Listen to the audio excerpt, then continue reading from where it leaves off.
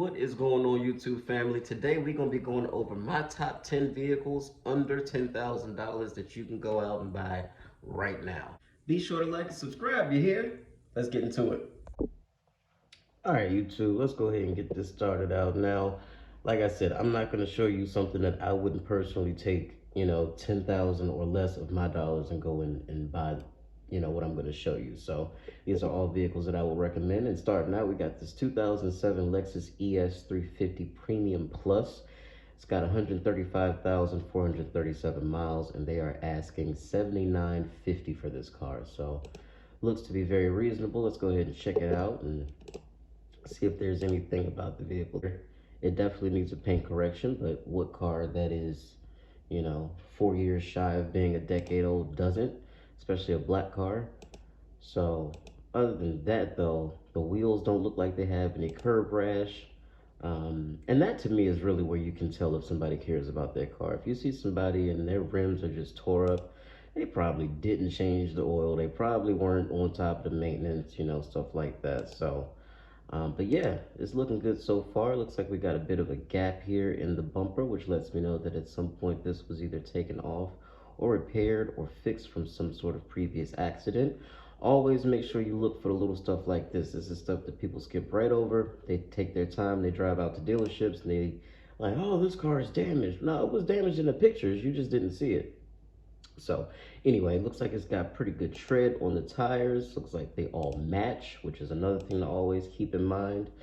And the inside looks just like an almost 10-year-old Lexus should look. It's got some cracks and a little wear in the leather here, which again is expected. But overall, everything else, the steering wheel looks good.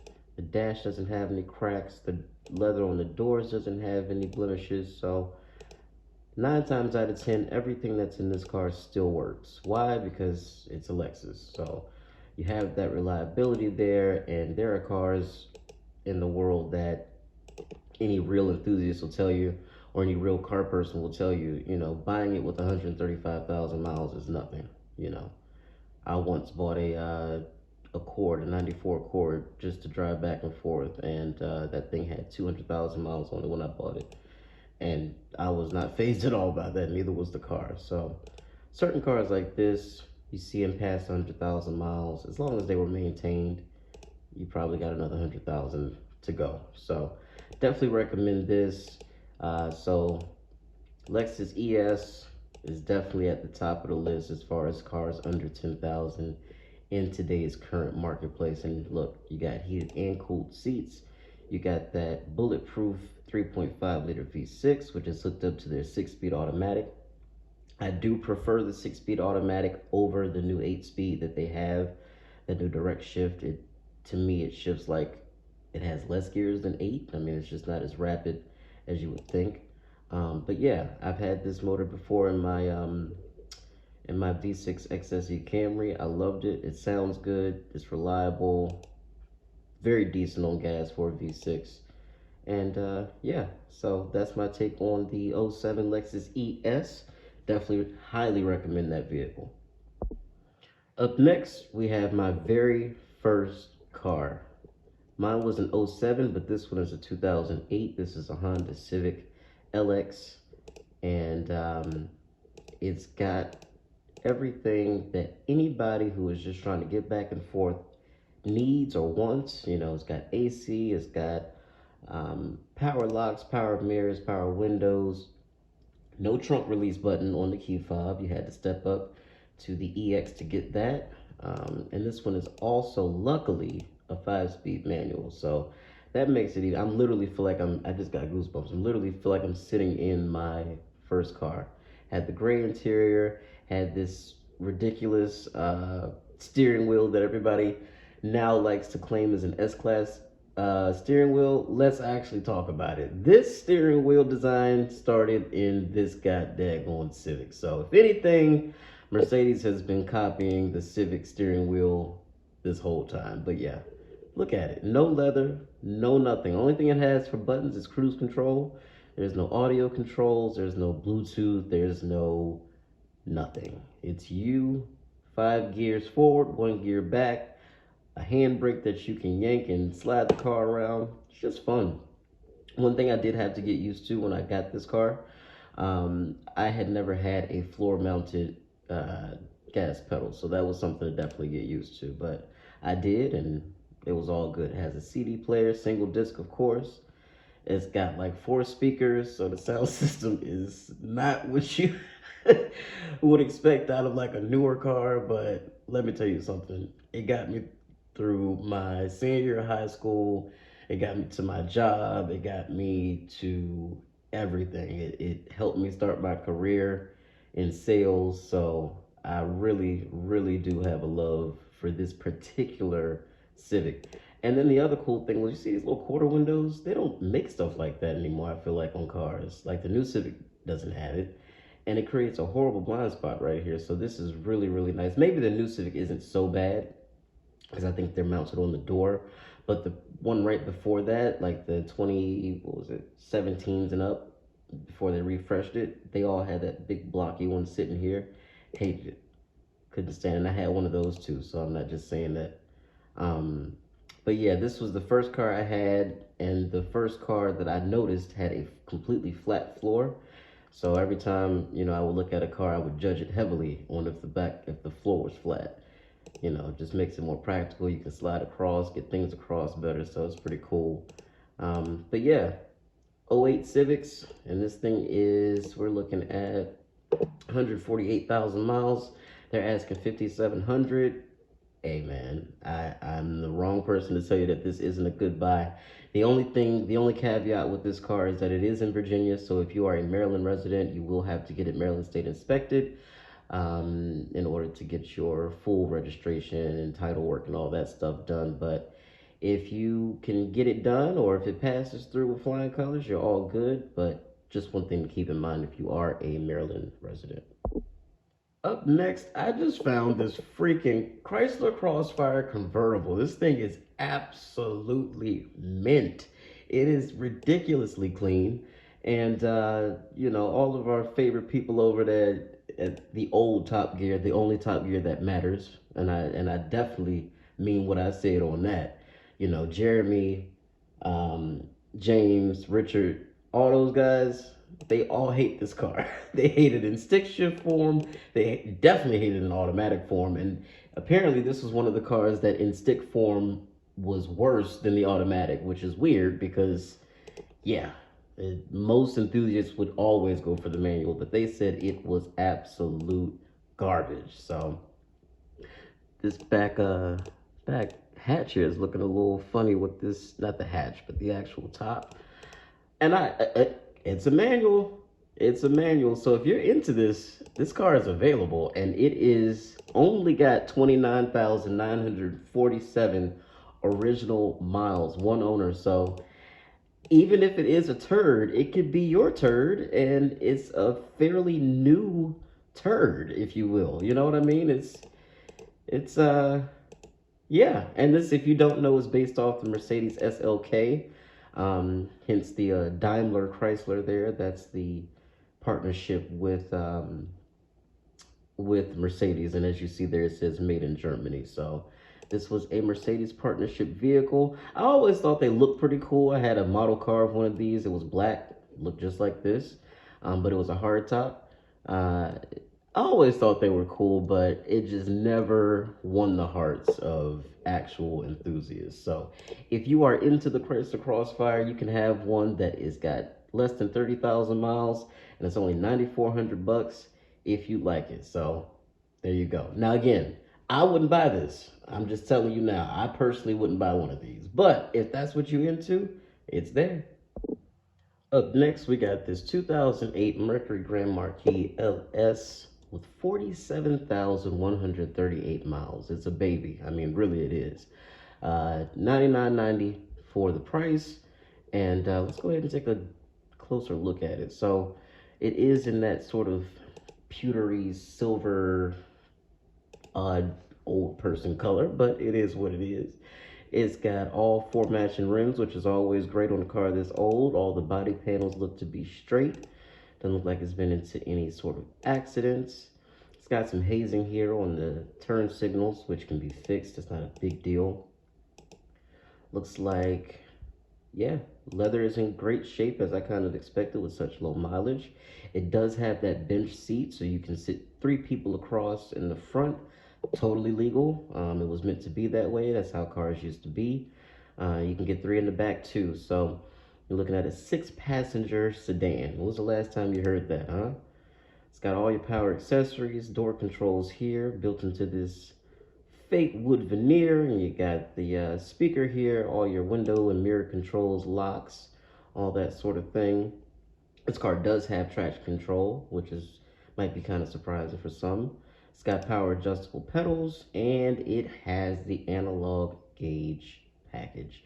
I cannot tell you how many of the Crown Victorias and Grand Marquis or the Lincoln Town cars, the ones with the digital dash, I'm not a fan. I like seeing attack and a speedo and things like that. So definitely like that. No audio controls on the steering wheel, just cruise control. It does have a CD player, FM, AM. Looks like it's got an automatic single zone climate control.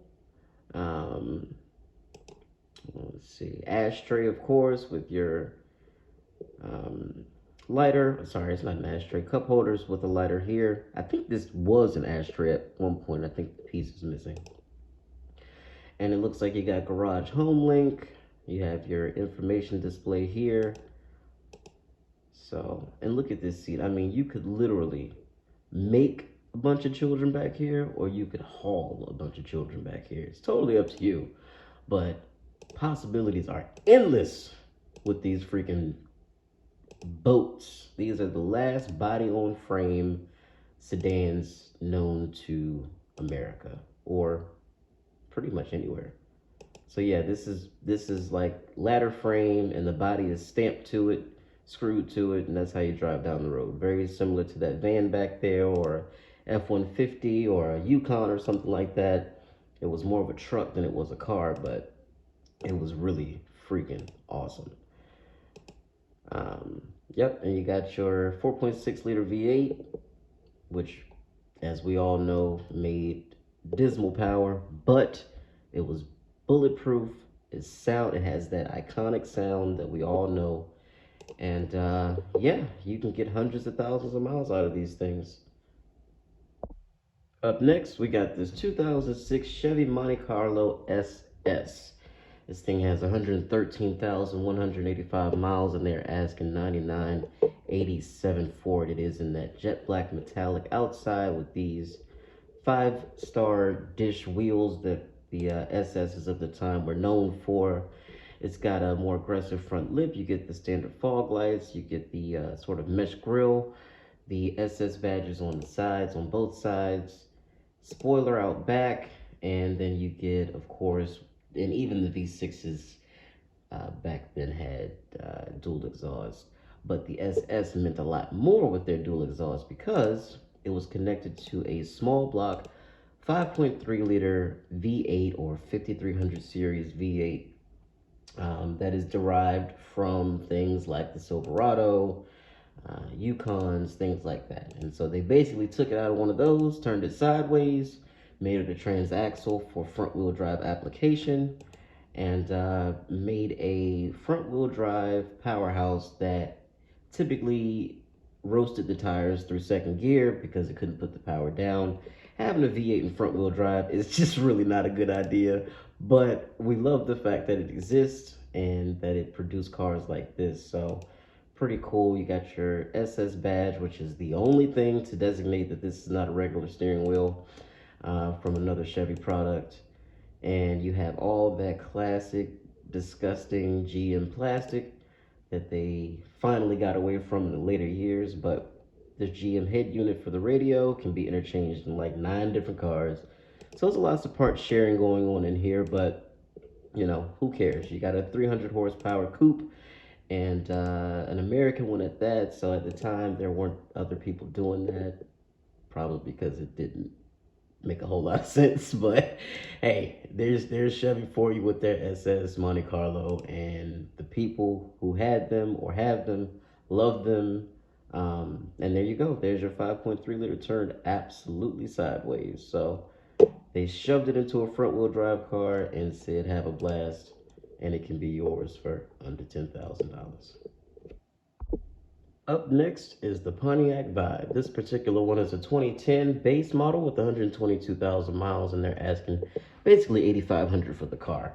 The reason that I actually clicked on this is because this car is everything besides this badge here. It says that it's a Pontiac, but it's not. And for that reason, it is one of the more reliable vehicles that Pontiac has ever been able to put their badge on. The reason that this vehicle's shape is looking so familiar to you is because it's reminding you of the Toyota Matrix, which it is based on. It has all Toyota parts. The only thing that it has that would designate that it's an American GM built vehicle is the Pontiac badge. This is literally the steering wheel off of a Matrix or a Corolla of the time. It just has a stupid Pontiac badge right there in the middle. This is a Toyota head unit. These are Toyota vents. This is a Toyota shifter, and this is definitely a Toyota handbrake. Along with the windshield wiper controls and turn signals, everything about this vehicle is Toyota, which is why I recommend, if you can find one and you're looking for a hatchback that's decent on gas, bulletproof, reliable, safe, go ahead and grab yourself one of these Pontiac Vibes in place of the Toyota Matrix if you can't find one. So yeah, this is one of those vehicles that resulted in a partnership, and GM and Toyota got together, and this is what came about. And for 8,500 bucks, it can be yours. Up next is going to be this 2004 Buick LeSabre Custom. This thing has 57,469 miles on it, and they are asking $69.95. Let's take a closer look. So this particular one is white on the outside and likely tan on the inside, because that's the old fogey special. And this car is so near and dear to so many people across the country, because if you didn't know a grandma that drove one, you had an aunt that had one. If you didn't have an aunt that had one, you had an uncle that had one. If you didn't have an uncle that had one, you had a cousin that had one. And if your cousin didn't have one, the person who supplied you your drugs did. Okay, so at the end of the day, this car was driven by everybody, doctors, lawyers, and street pharmacists. And it always started up and got the job done. It's got that 3800 series V6. And when I say bulletproof, I mean just that. It's bulletproof. You got about 200 horsepower. It's connected to a 4-speed automatic, simple motoring, simple engineering. It's actually way better on gas than the car this size should be. It's got a massive trunk for all of your edibles.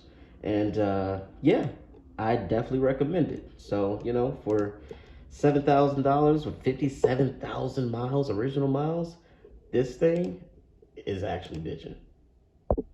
Up next, we have one of the best looking sedans to ever be produced, ever. Got an '07 Acura TL with a 3.2 liter V6, and this one does have navigation. Let's see if the screen works, because that's always a possible caveat with these. They look great on the outside, but then the screen is busted or the dash is cracked. But look at the lines of this thing. It is just gorgeous. I mean, to this day, this car is coming up on a decade old in 3 years, and it is still one of the best looking sedans you could. It's right there. It's right there for me. This tail light, that ass, this little hip, she know what she's doing. Look at that ass. Yes indeed.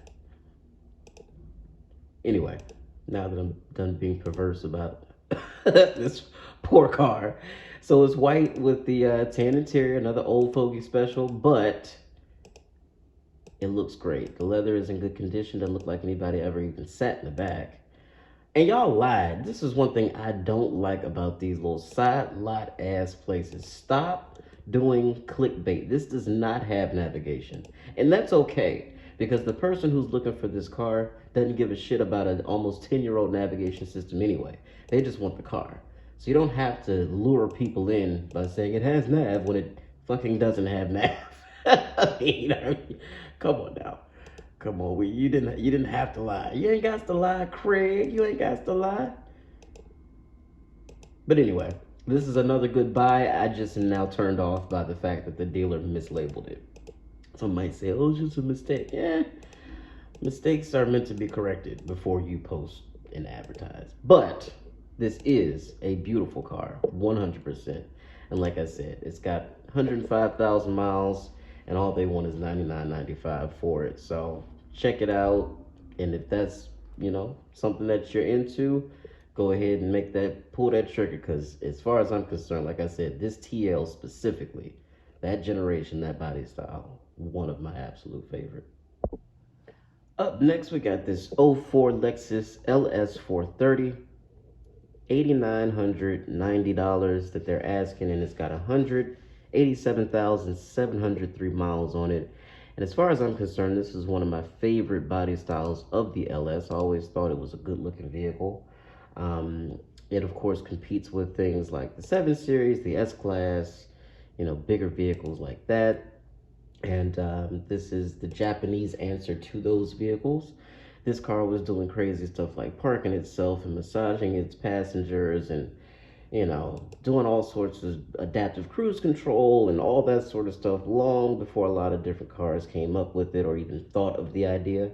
So a lot of the pioneered features of vehicles do stem from the Lexus LS. A lot of people like to give all the credit to the S-Class.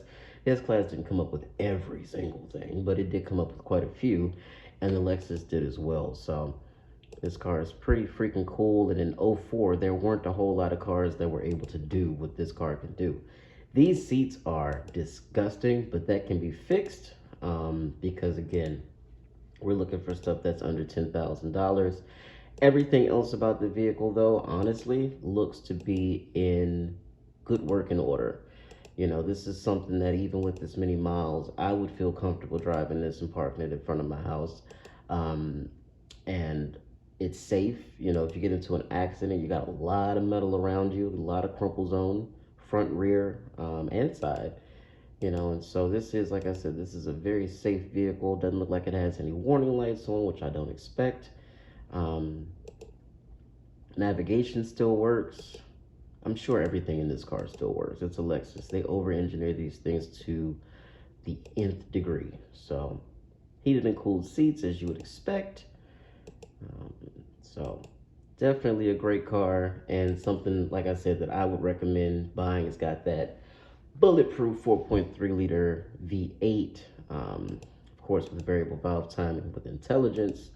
So it sounds good. It moves out of its own way very well. And again, for a car this big, especially with the V8, these are actually really, really good on gas. And you know that this car is special because the VIN number starts with a J. That signifies that this car was assembled in Japan. Never mind the fact that it says made in Japan right here. I know that. But if you ever look at a car that was derived from a Japanese company like Toyota, if it has a J in the front, you are good to go. That car was built in Japan. And yes, I do prefer Toyotas and Lexus and everything else that's Japanese to be built in Japan than I do here in America. And last but not least, we are on our 10th car. We're looking at a 2005 Cadillac STS. This particular one is the V6 model. It doesn't have the optional V8. It's got 84,820 miles, and they're asking $68.99 for the vehicle. I've had a couple cousins who have had these cars, and they were always, in my opinion, I always thought they were great looking cars. I thought that they rode and handled actually very, very nice. So if you went to Cadillac of yesteryear, back in the late 90s, early 2000s, everything they made handled like a freaking boat. When these came along and they started to do the CTS and the STS, which were rear wheel drive platforms, they sort of figured it out and they got them balanced, and these cars were way better at handling than something that that is this size you would assume would be. They came with 5-speed automatic transmissions that were actually fairly responsive. And if I'm not mistaken, the V8's got 6 speeds. Don't quote me on that. I could be wrong. But electroluminescent gauges were a big deal back then, and it had it. It's got pretty much everything anybody looking at a Cadillac at this time was looking for. Because you got to understand the demographic of people at that time. They wanted a Cadillac badge. They wanted rear-wheel drive. They wanted a large executive sedan. So all the other crap wasn't really big thing on their list. But again, this is definitely something I would recommend buying. The V6 that this car has is still in production to this day. It is very reliable, and it's just a standard old 5-speed automatic, so you shouldn't have any issues there either. Just make sure whatever you do, whatever you're looking at, you always check your Carfax and make sure that you feel in your gut that it's the right decision before you sign anything. And that's pretty much it. Those are my 10 under 10, guys. Next video, we're going to be talking about the worst cars that you can buy for under $10,000. So make sure you like and subscribe and stay tuned for that. And I will catch you in the next one. Peace out.